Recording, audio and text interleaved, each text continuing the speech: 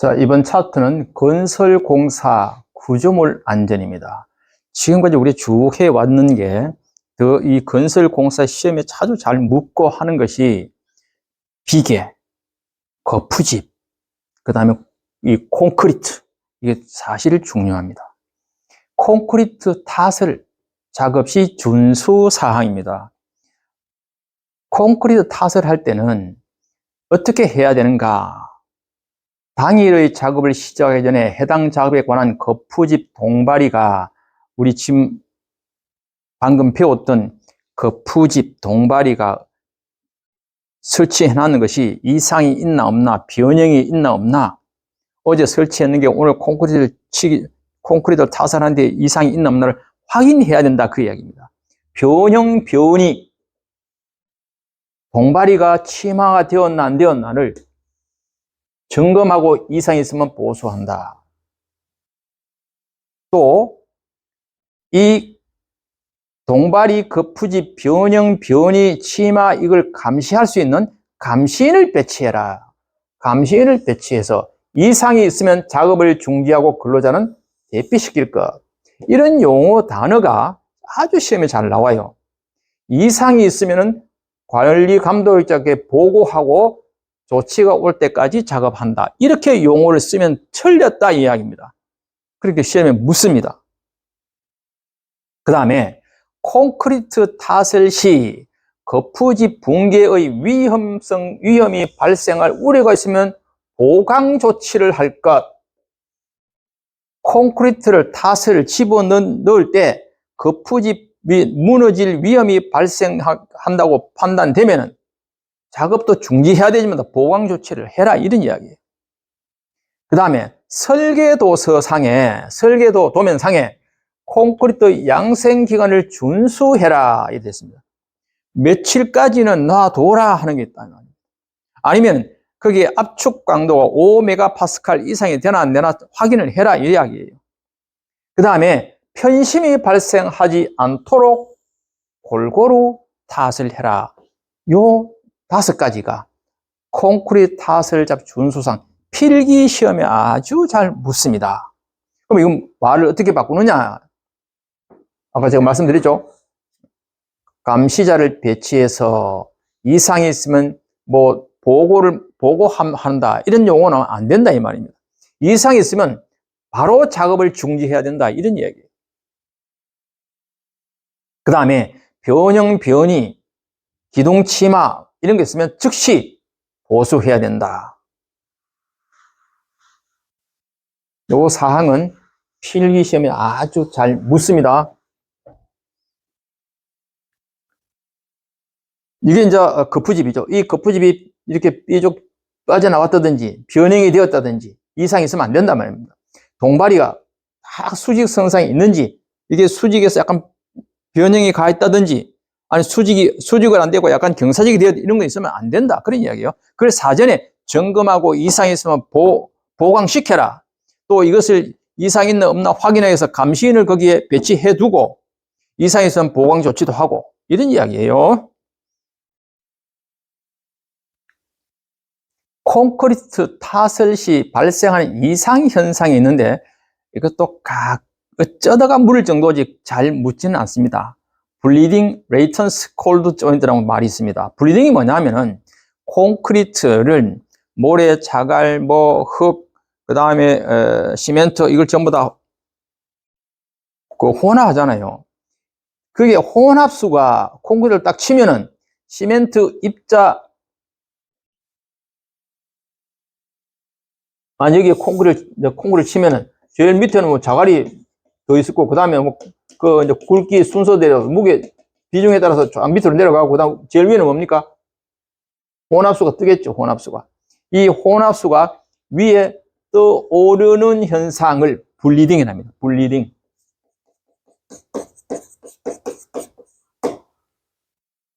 그 다음에 레이턴스는 뭐냐면 이 혼합수가 증발이 되면 여기에 엷은 막이 형성됩니다. 엷은 막.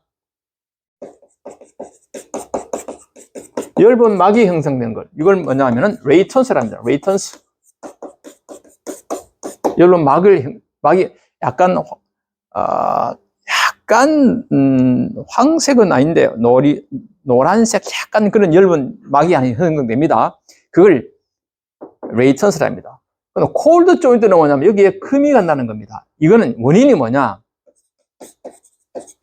줄눈, 줄금, 클렉. 이게 원인이 뭐냐? 이건 시간차, 시간을 못 맞췄습니다. 시간 지연. 그래서 여러분, 콘크리트를 치면은 오늘 우리 이 공사장에는 콘크리트가 몇 루베가 필요하니까, 즉, 레미콘 차가 20대가 필요하다 하면은 레미콘 차가 20대가 완전히 도착하는 것을 확인한 후에 스타트를 합니다. 오겠지. 지금 현재 한 5대 와 있네. 자, 지금 합시다. 절대 안 됩니다. 왜? 혹 레미콘 차가 오다가 뭐 사고가 났다든지 아니면 뭐 차가 밀린다든지 하면은 5대 쳤는데 지금 레미콘 차가 안 왔어. 안 된다 이 말입니다. 그래서 이거는 20대, 20대가 다 오고 난 것을 확인한 후에 스타트를 해야 된다. 그게 왜? 이유는 크랙을 예방하기 위해서. 여러분 건물에 벽체에 보면 아주 미세한 금이 있습니다. 어디 없이 다 있습니다. 그거는 타설 방법이 있겠지만도 제일 발생 원인이 이 시간 지연입니다.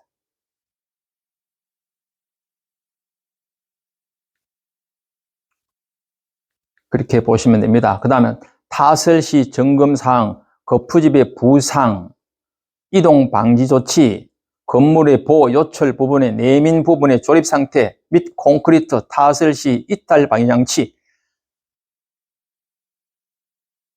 그 다음에 청소구의 유무 확인, 콘크리트 타설 시 청소구 폐쇄 조치, 거푸집 흔들림 방지를 위한 텀버클, 가세 등의 필요한 조치도 해야 된다. 뭐 이거는 그냥 가볍게 이렇게 보셔도 됩니다. 그 다음에 이제 콘크리트 타설할 때 주의사항입니다. 콘크리트는 횡방향으로 이동 금지. 요거 좀 잘 묻습니다. 횡방향 이동 금지. 한 구역 내에 콘크리트는 치기가 완료될 때까지 연속해서, 왜? 크랙을 방지하기 위해서 연속해서 타설해라. 크랙을 방지하기 위해서. 최상부는 슬래브 이어 붙기를 피하고 동시에 타설해라. 이 용어가 다 필기해서 잘 묻는 겁니다. 콘크리트는 그 표면이 한 구역 내에서 거의 수평이 되도록 치는 것이 원칙이다. 콘크리트를 2층 이상으로 나누어 칠 경우에는 하층 콘크리트가 경화되기 전에 상하층이 일체화되라. 밑에 치고 나서 이 콘크리트 치면 바로 또 경화되기 시작합니다. 그럼 2층에 치면은 이게 거기도 금이 생길 수 있어요. 상하층이 일체화되도록 해라. 콘크리트를 주입하는 높이는 될 수 있는 대로 낮은 곳에서 주입해라. 콘크리트를 부어 넣기는 낮은 곳에서부터 기둥, 벽, 낮은 곳에서부터입니다. 높은 곳이 아닙니다. 낮은 곳에서 기둥, 벽, 계단, 보호, 바닥판의 순서로 콘크리트를 부어라. 이 이야기입니다. 그 다음에 외기 온도에 따라서 시간이 조금 좀 차이가 있습니다. 이건 정확하다고 볼 수는 없습니다. 이거는 데이터에서 나오는 것이니까. 그래서 타설 시 주의사항, 제가 여기에 라인을 치듯이 여러분 책에도 표시되어 있으면 좋겠습니다.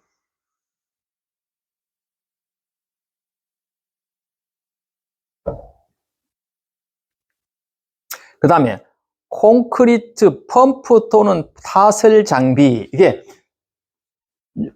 요 단어, 요 내용이 요게 추가로 요 용어를 바꿨습니다. 지난번에는 펌프 및 펌프카 사용 시 준수 사항, 여기 이렇게 돼요. 요 용어를 요것만 이렇게 바꿨습니다. 타설 장비로.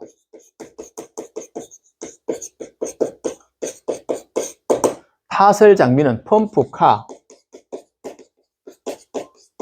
그 다음에 프레싱 붐,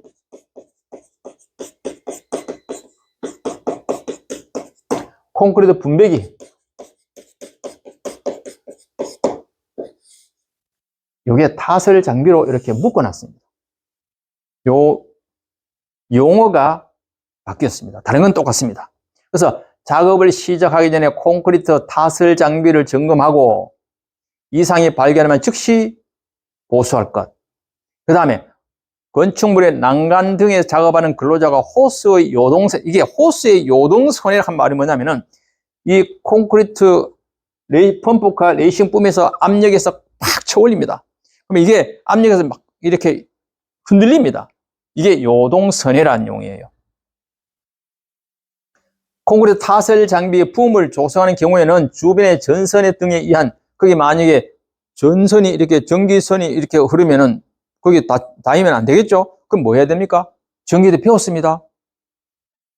절연용 방호구가 설치되어 있어야 됩니다.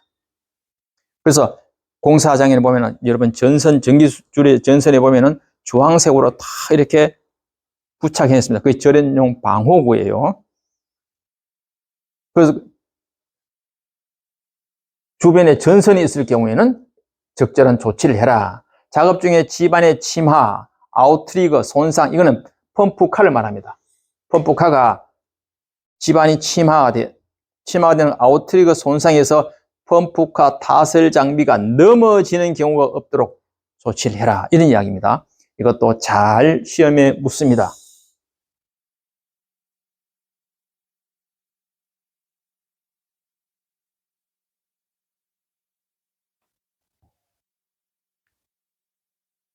그 다음에 타설 시 안전 수칙이 있는데 이거는 그냥 읽어보도 됩니다.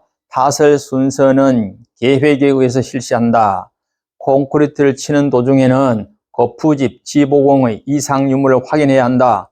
손수레로 콘크리트를 운반할 때는 손수레를 타설하는 위치까지 천천히 운반해서 거푸집에 충격을 주지 아니하도록 타설해야 한다. 요즘 용어가 하여야 한다, 해야 한다, 이런 용어로 많이 좀 바뀌고 있습니다. 손수레로 콘크리트를 운반할 때는 적당한 간격을 유지해야 한다.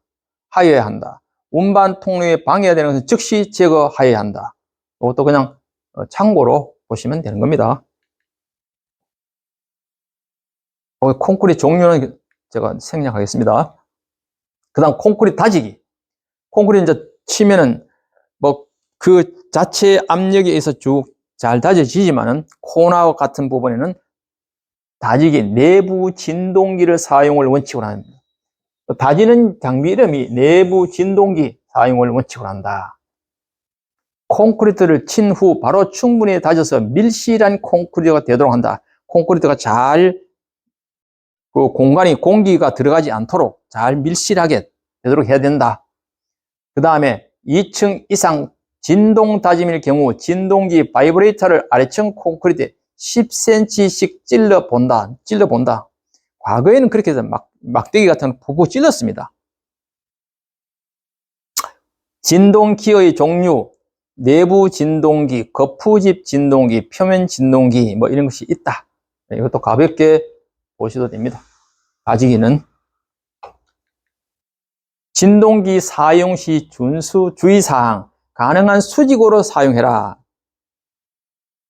횡방향을 이동 목적으로 사용해서 안 된다. 뭐 찔기는 10cm 정도다. 이것도 그냥 보고 넘어가도 이상이 없습니다. 그 다음 콘크리트 양생이 있습니다. 콘크리트가 이제 경화된다, 양생한다 하는 말이 굳어지는 과정입니다. 시멘트와 수화 반응을 촉진시키는 방법으로 양질의 콘크리트를 얻기 위해서는 콘크리트 타설 후 경화 초기 단계에 적절한 방법에 의한 양생이 필요하다. 양생에 영향을 주는 요소는 온도, 습도, 진동, 하중 이렇게 보시면 됩니다. 양생에 영향을 주는 요인, 온도, 습도, 진동, 하중, 이게 양생에 영향을 준다. 그 양생의 종류는 수분 양생, 증기 양생, 전기 양생, 피막 양생이 있다. 이것도 그냥 종류가 있다 정도만. 여러분 그 수분 양생은 그 습도, 항상 그 수분이 일정 유지되어야 된다는 겁니다. 스프링쿨러, 살수 등을 이용해서 수분 상태를 유지한다. 혹시나 그 여러분들 시멘트 포장했을 때 보면 물 뿌리는 거 보셨나 모르겠어요. 그런 과정입니다. 증기 양생, 이거는 거푸집을 제거하고 단시일 내에 소요 강도를 발현, 나타내기 위해서 고온의 증기를 사용하는 방법이다. 전기 양생, 일렉트릭 메트라 해서 겨울철에 콘크리트 중에 저압 교리를 통하게 해서 전기 저항에 의해서 생기는 열을 이용해서 빨리 양생되도록 하는 것을 말합니다. 그 다음에 피막 양생은 콘크리트 물을 아까 뿌린댔잖아요. 그러면 이 물을 뿌리고 나서 거기에 비닐 같은 거 덮습니다. 왜? 증발을 방지하기 위해서. 그걸 피막 양생이다. 종류가 그런 것이 있다라고만 가볍게 보셔도 됩니다. 이것도 양생시 주의사항, 이것도 그냥 여러분들 가볍게 보셔도 되고, 콘크리트 중성화 골재, 이것도 뭐 필요 없겠고, 그 다음에 슬럼프 테스트.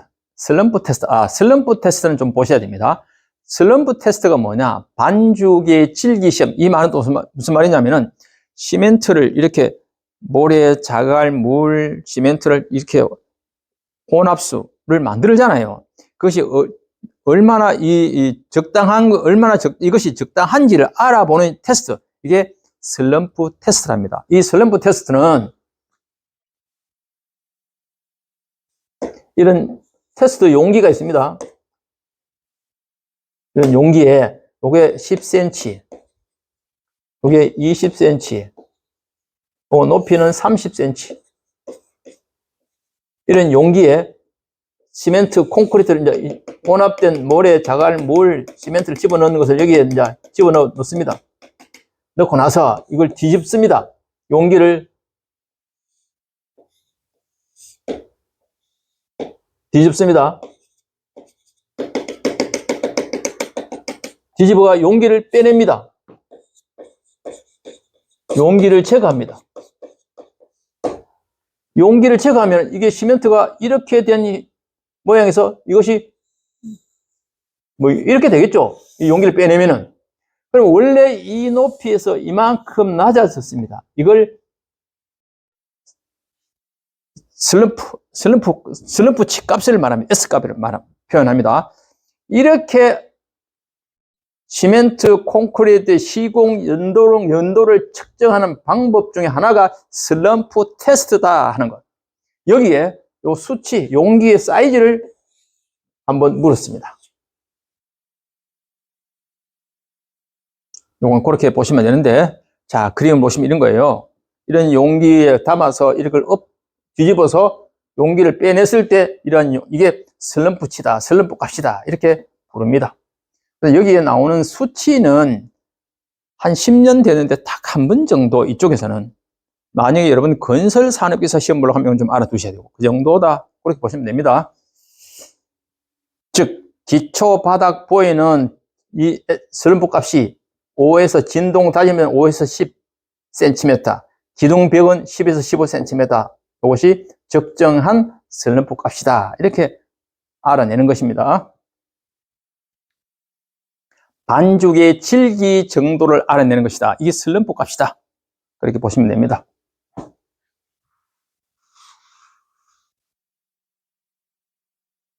자, 그 다음에 이제 철골 작업입니다. 철골 작업. 철골 또 작업은 뭐냐? I빔 혹은 H빔이라 부릅니다. 형광제라고 하기도 합니다. 거기는 앵글도 있습니다. 볼브 플레이트도 있습니다. I빔, H빔 이런 것을 이용해서 골조를 만드는 거죠. 또 강교도 있습니다. 다리빨 공사할 때 I빔을 집어넣습니다.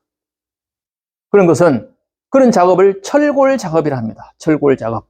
그래서 철골 작업할 때는 철골 작업의 안전 기준이 철골 조립 시 위험 방지, 승강로 설치, 가설 통로 설치, 작업 제한 조건 이 4가지가 있습니다. 철골 작업 시 위험 방지는 철골 접합부가 충분히 지지되도록 볼트를 체결하고, 그러면 이 철골 작업의 볼트 체결은 우리 할 때 비계는 무슨 비계를 쓴다 했습니까? 어제 배웠지 않습니까? 달대비계, 달대비계. 견고한 구조가 되기 전에는 들어 올린 철골을 거리 로프로부터 분리하지 마라. 오케이. 그렇습니다. 승강로는 수직 방향으로 이동하는 철골 부재의 답단 간격 30cm 이내인 고정된 승강로를 설치해라. 뒤에 그림을 한번 보여드릴게요. 철골 작업 중 근로자의 주요 이동 통로에는 고정된 가설 통로를 설치하고 또는 안전대 부착을 해라. 철골 작업에서 이 이야기입니다. 여기에 이제 이런 게 철골이거든요. 이런 철골로 해서 이게 보가 되고 기둥이 되고 한다면은 여기에 승강로를 설치할 때 이야기입니다. 승강 설비 설치할 때 요 간격, 요 폭 30cm, 요게 답단 간격인데 요 간격이 30cm.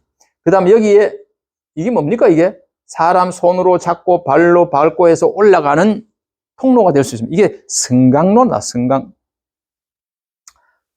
트랩이 될 수 있습니다. 그래서 요거는 여기에 트랩의 요 부재의 굵기는 16mm 이상이 돼야 된다. 30cm, 요 간격 30cm. 그 다음에 이 트랩의 굵기는 16mm, 16파이라고 부르기도 합니다. 16mm. 이런 승강 설비를 할 때는 이 조건이 여기에 표현되어 있습니다. 요거는 16mm, 30cm, 폭 30cm 꼭 알아두십시오. 철골 작업할 때. 그 다음에 이 철골 작업할 때 이렇게 작업 제한 조건이 있습니다. 아주 잘 묻습니다.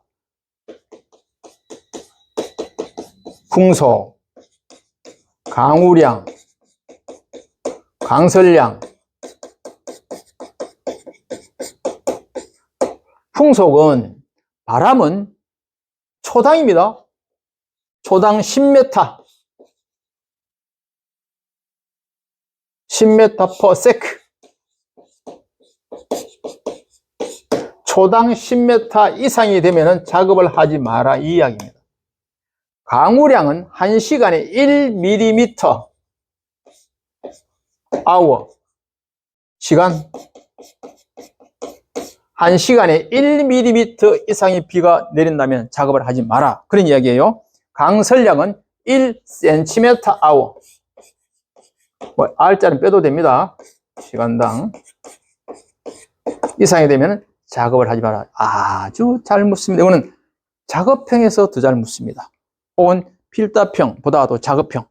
하여튼 이건 실기 쪽에서 이렇게 알아두시면 됩니다. 철골 작업에서 작업 금지 조건 3가지입니다. 자, 여러분들 우리 공부했는 것에서 다시 한번 복습을 해볼까요? 타워 크레인. 타워 크레인 작업 금지 조건 어떻게 됐습니까? 풍속이 초당 15m 바람이 불면은 작업을 하지 말아야 되어 있습니다. 풍속이 초당 10m 이상 바람이 불면은 점검, 설치, 작업을 하지 마라. 우리 이렇게 배웠잖아요. 그 다음 또 바람과 관계된 게 있습니다. 크레인. 크레인은 초당 30m 이상의 바람 불면은 크레인은 이탈 방지 조치를 해야 됩니다. 그죠?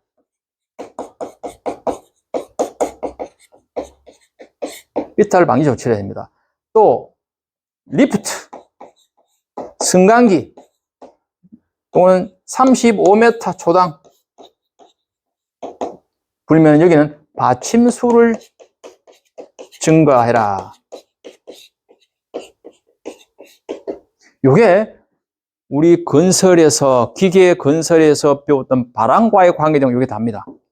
꼭 알아두세요. 이건 다 중요합니다.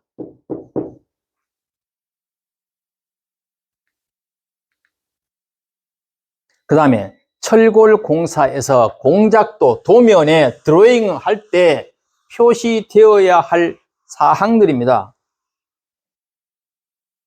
외부 비계바지, 화물 승강 설비, 브라켓, 기동 승강용 트랩, 구명줄, 그 다음에 거리용 고리, 난간 설치용 부재, 그 다음에 방망, 비계, 방호선반, 양중기, 보강제 이런 것들은 공작도 도면, 철골 공사의 드로잉, 그 설계 도면에 이런 용어들이 다 나타나게 됐습니다. 이런 것들이 다 필요합니다.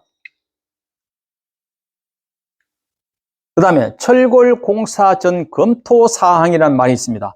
외압에 대한 내력 설계 확인해야 될 구조물, 이게 외압이란 말은 강풍에 의한 풍압을 외압이랍니다.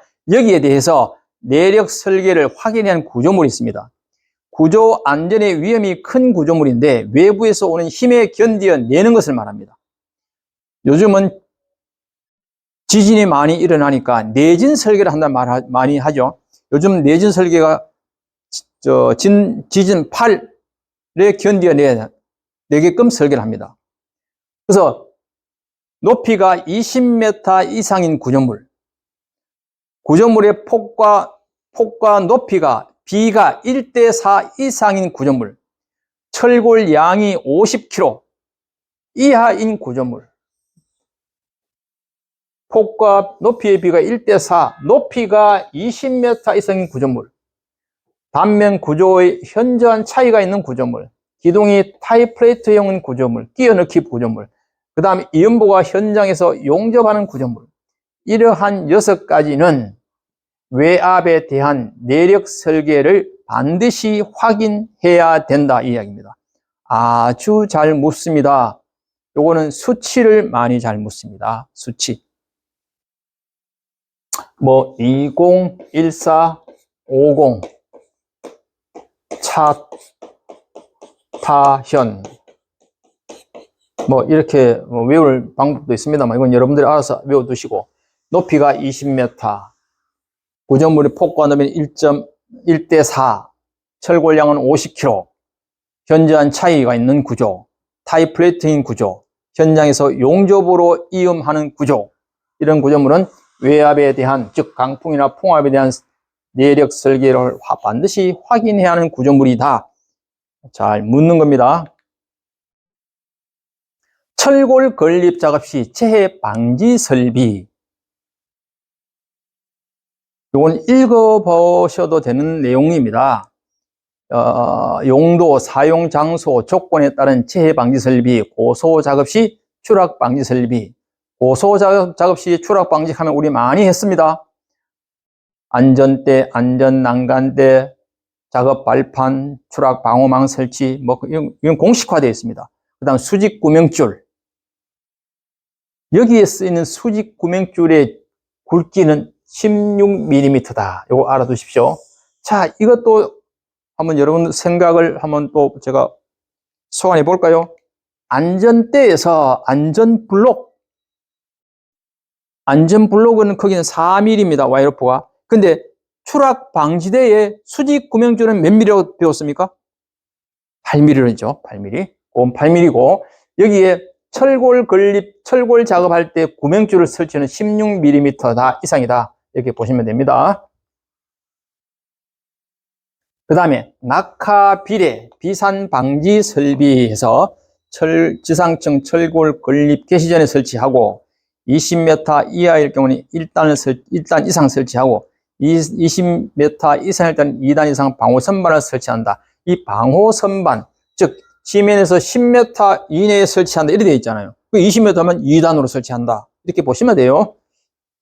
그 다음에 돌출, 수평거리는 2m 돌출해서 20도 각도를 유지한다. 방호 선반 할 때. 그 다음에 화기 작업 시에는 불연 재료, 성면포를 설치한다. 성강 설비는 아까 했습니다. 트랩의 그 부재 자재의 굵기는 16mm, 답단 그 간격은 30cm, 폭 30cm 하는 말이 이 말입니다. 이게 철골 작업 시 재해 방지 대책. 그 다음에 철근을 운반할 때 운반 작업이 있습니다. 이건 한 사람의 무게는 25kg 정도가 적절하다 이렇게 됐습니다. 이 성인 남자 기준이에요. 2인 이상 한조가 되어 어깨 매개로 해서 운반하는 등의 안전을 도모하고, 길이가 긴 장축 부재를 사람이 운반할 때는 한쪽은 어깨에 대고 한쪽은 바닥에 대고 한쪽은 어깨에 울러매고 한쪽은 바닥에서 끌고 가는 타입으로 해라 이런 이야기입니다. 운반할 때는 양 끝을 묶어서 운반해. 왜? 묶지 않으면은 그냥 손으로 이렇게 잡고 있으면 이게 운반하다가 자칫하면 흘러내릴 수가 있으니까 묶어라 그런 이야기예요. 공동 작업할 때는 신호에 따라서 작업해라. 작업 책임자를 배치해서 수신호, 표준 신호 방법에서 시행해라. 달아 올릴 때는 과다하게 달아 올리지 마라. 비계, 거푸집 등의 대량의 철근을 걸쳐놓거나 얹어놓지 마라. 달아 올릴 때 부근의 관계 근로자에 비해 사람을 출입을 금지해라. 이런 거는 그냥 상식적으로 가볍게 보셔도 됩니다. 철근 건립 시 준수 사항을 보면은 여기도 크게 문제된 건 없습니다. 잘 문제에 나온 것도 없는데 다만 여기서 뭐가 있냐면은 건립 작업장에 지장이 되는 수목은 나무가 있으면은 시험에 체거해서는 아니 된다. 이게 시험 나왔었어요. 체거해야 됩니다. 공사를 하는데 나무가 있으면 체거해야 되겠죠. 건립 작업에 지장이 있는 수목은 체거하거나 이설하여야 한다. 이게 체거해서는 아니 된다. 이렇게 시험에 나왔다. 그러면 그것은 틀렸다. 이런 이야기예요. 인근에 건축물, 고압선이 있는 경우는 방호조치, 안전조치, 상식. 그 다음에 사용 전에 기계구에 대한 정비, 보수는 철저히 해야 된다. 상식.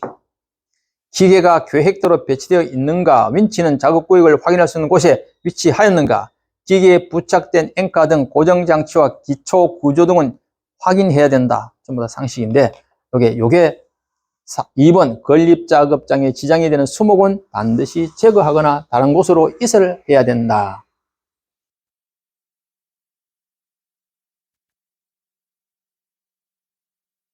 그 다음에 철골 건립 작업할 때 건립 시 계획 시 검토 사항이라고 이것도 그냥 가볍게 좀 보셔도 됩니다.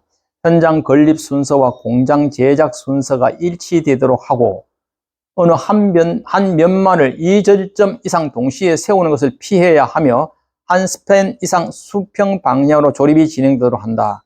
건립기계의 작업 일정과 진행 방향을 고려해서 조립 순서 결정한다. 가볼트 체결 기간을 단축시킬 수 있도록 후속 공사를 계획한다. 철골 인양 작업 시, 철골 인양 작업식은 어떤 부재를, 이런 철골을 인양할 때는 3분의 1 지점에서 두 줄 거리로 크레인에서 달아서 올려야 된다. 요 각도는 60도 기준으로 해서 두 줄 거리입니다. 두 줄 거리.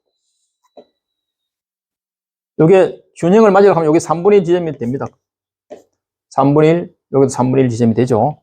이 말이 그 말입니다. 60도, 두 줄 거리, 2열로, 수평부에서 3분의 1 지점.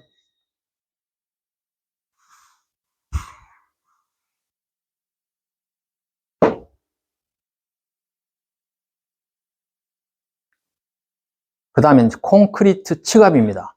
콘크리트 층압, 이것도 무슨 말이냐?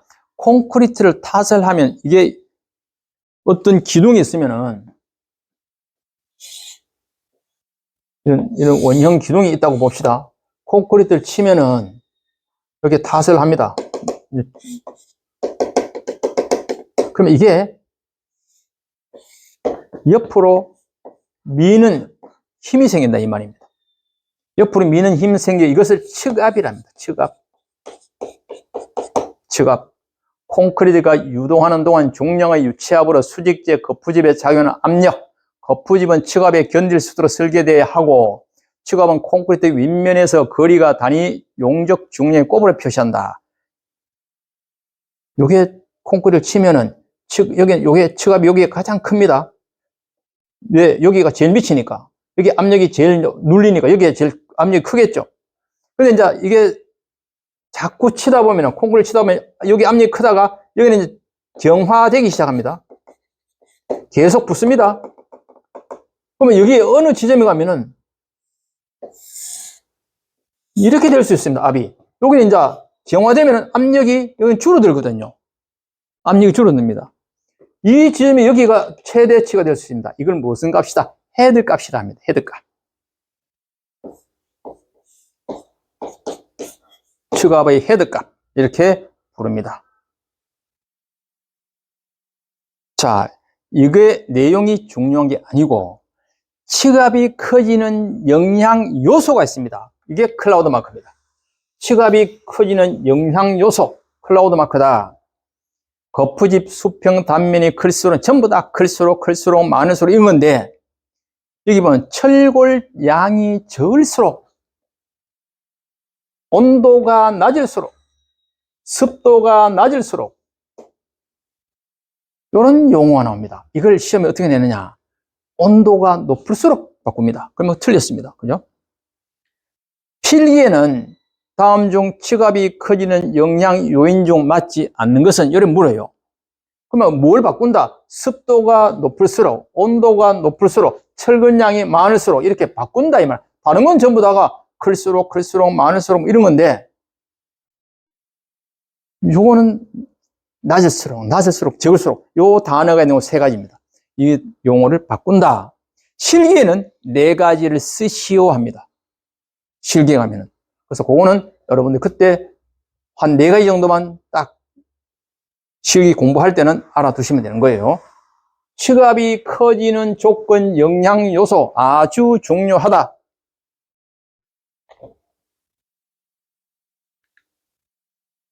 그 다음에 치갑의 측정 방법, 여기에 대해서는 잘 안 묻습니다. 생각해도 됩니다. 그 다음, 옹벽의 안정이라는 말이 있습니다. 옹벽의 안정은 전도에 대한 것, 활동에 대한 것, 치마에 대한 세 가지가 있습니다. 그림을 보시면은,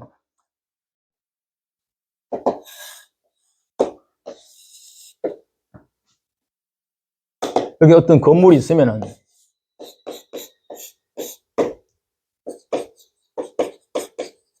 건물이 있으면 이 압이 생기겠죠. 그 다음에 이게 옹벽이란 말입니다. 옹벽. 그러면 이게 이렇게 넘어지려고 하는 힘이 생깁니다. 이게 전도. 아니야. 이걸 받치려 하는 힘이 생깁니다. 이걸 저항이죠. 저항. 그럼 어느 값이 커야 되겠어요? 전도보다 저항이 커야 되겠죠. 저항이 커야 된다. 얼마나? 2배 정도 커야 된다. 저항의 모멘트가 전도 모멘트보다 2배 정도 커야 됩니다. 그래서 이게 전도의 안정 이렇게 보입니다. 그 다음에 이 옹벽이 있으면 이것을 이렇게 밀려하는 힘이 생깁니다. 이것을 토압의 수평력입니다. 수평력.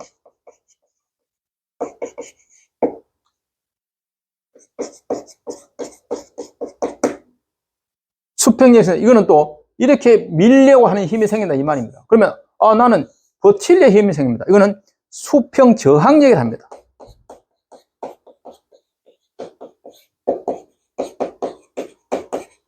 그러면 이 수평 저항력과 토압의 수평력은 이 또한 수평 저항력이 커야 됩니다. 얼마? 1.5배 정도.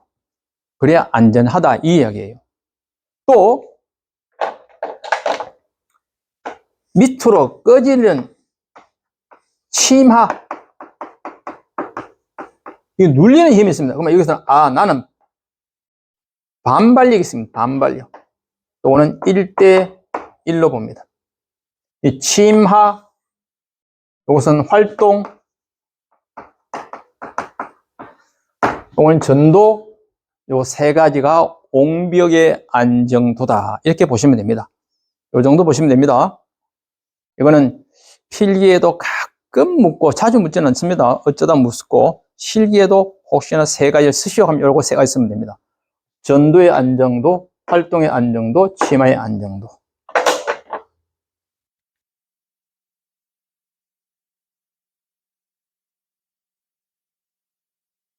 그 다음에 이제 앵커 볼트, 매립시 하는 말이 있습니다. 요거는 이번에 한번 시험에 한번 나왔었습니다.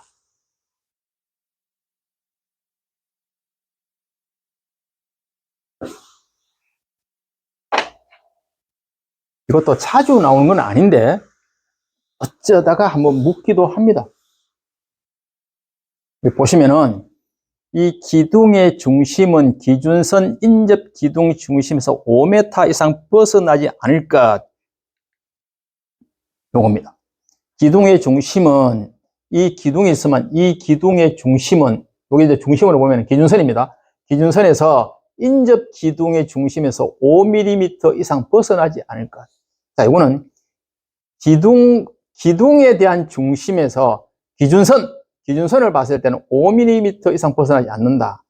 인접 기둥 간 중심의 오차는 3mm 이하이다. 앵커 볼트, 기둥 중심에서 2mm 벗어나지 않는다. 베이스 플레이트의 하단에는 인접 기둥의 높이에서 3mm. 그럼 이게 5mm, 3mm, 2mm, 3mm입니다. 그러면 5mm는 기둥 중심에서 어떤 기준선이 있습니다. 중심에서 앵커 볼트,